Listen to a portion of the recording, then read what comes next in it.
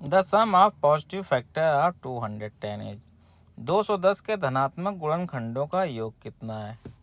तो 210 है, तो 210 के गुणनखंड करेंगे तो 210 क्या अगर गुणनखंड करें तो 2 से करेंगे तो कितना, 2 एकम 2, 2 पर 105 आ जाएगा। फिर 3 से करेंगे, 3 तिरका 9, तिरपट 15, फिर 5 सत्ते 35 और फिर 7 से कट जाएगा।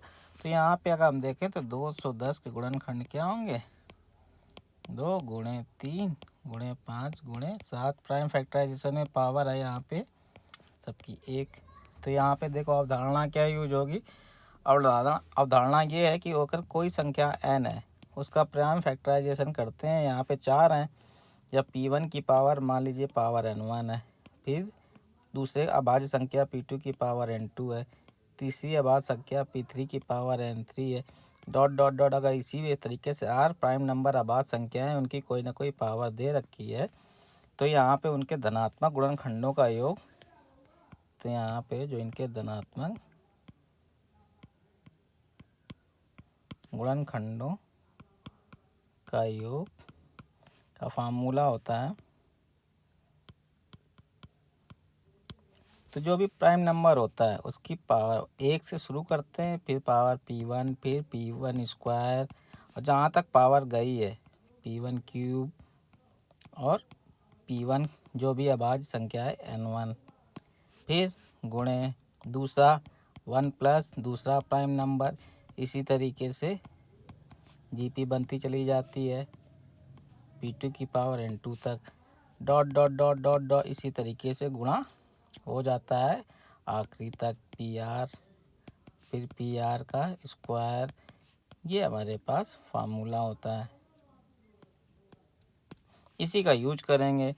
तो यहाँ पे इसके धनात्मक गुणनखंडों का योग जो पूछा गया है हमसे वो क्या हो जाएगा, यहाँ पे पावर 2 की गई है तो क्या आ जाएगा, 1 प्लस 2 की पावर 1 ही तक जाएगा, गुणे 1 प्लस 3 की पावर 1 तक ही जाएगा, गुणे 1 प्लस 5 की पावर 1 ही तक जाएगा, और 1 प्लस 7 की पावर 1 तक जाएगा, क्योंकि पावर 1 ही है। तो ये हो जाएगा 2 प्लस 1 3, 3 प्लस 1 4, 5 प्लस 1 6, और 1 प्लस 7 8। तो ये हो जाएगा 3 चौको 12 और 6 सत्ते 48। 12 का गुणा कर देंगे, 12 अट्ठे 96, 12 चौक 48, 5 57, तो 576 आंसर आ जाएगा। तो ऑप्शन 1 हमारा आंसर हो जाएगा।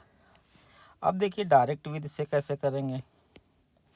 अगर हम बात करें डायरेक्ट विधि से, तो ये क्वेश्चन 4 फैक्टर में, तो डायरेक्ट विधि अगर निकालेंगे डायरेक्ट मेथड में फैक्टर अगर किसके गिने तो हमारे पास थोड़ा क्वेश्चन लंबा चला जाएगा। किस तरीके से, पहले एक एक गुणनखंड लिखते हैं। तो सबसे पहला 1 होता है, फिर एक एक ले लेते हैं, 2 3 5 7 में 2 होगा, 3 होगा, 5 होगा और 7 होगा।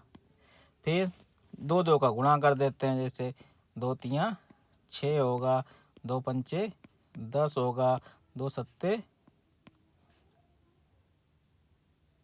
14 होगा, फिर तिरपट 15 होगा, फिर 3 सत्ते 21 होगा, फिर 5 का करेंगे, 5 सत्ते 35 होगा। 2 2 का गुणा होगा, 3 का करेंगे तो 2 गुणे 3 गुणे 5 करेंगे, 2 तियाँ 6 पंचे 30 आएगा। फिर 2 गुणे 3 गुणे 7 करेंगे, 2 6 सत्ते 42 आएगा। फिर 3 गुणे 5 गुणे 7 करेंगे, 53 15 सत्ते 105 आएगा। ठीक है ना। उसके बाद 3 गुणे 5 गुणे 7 करेंगे, 15 सत्ते 105 हो गया। 2 गुणे 3 गुणे 7, पहले 1 1 1 1, फिर 2 तियाँ 6, 2 पंचे 10, 2 सत्ते 14, फिर 3 का करेंगे, 53 15, 3 सत्ते 21, फिर 5 सत्ते 35, फिर 2 तियाँ 6 पंचे 3 3 का ले लेंगे, 2 तियाँ 6 सत्ते 42 हो गया। फिर 53 15 सत्ते 105 हो गया, और फिर 5 सत्ते 35 दूनी 70, और फिर चारों का योग हो जाएगा। चारों का गुणा करेंगे तो संख्या ही आ जाएगी।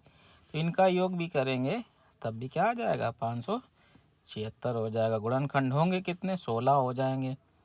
1 2 3 4 5 6 7 8 9 10 11 12 13 14 15 16। ये भी पूछा जाता है कितने गुणनखंड होंगे, तो इसका भी यूज किया जा सकता है। लेकिन क्योंकि क्वेश्चन पूछा जाता है तो इसलिए इस फार्मूले को आप